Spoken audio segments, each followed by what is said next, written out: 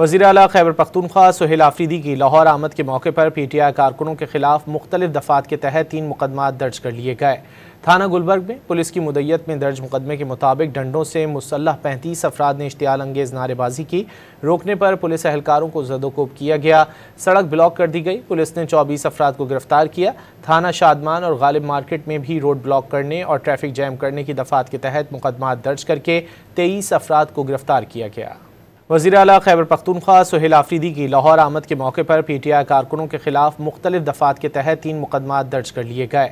थाना गुलबर्ग में पुलिस की मुद्दत में दर्ज मुकदमे के मुताबिक डंडों से मुसल्लह 35 अफराद ने इश्तियाल अंगेज़ नारेबाजी की। रोकने पर पुलिस एहलकारों को ज़दोकोब किया गया।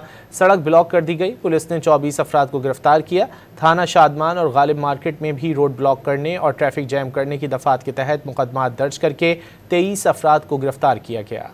वज़ीर आला खैबर पख्तूनख्वा सुहेल आफरीदी की लाहौर आमद के मौके पर PTI कारकुनों के खिलाफ मुख्तलिफ दफ़ात के तहत 3 मुकदमात दर्ज कर लिए गए।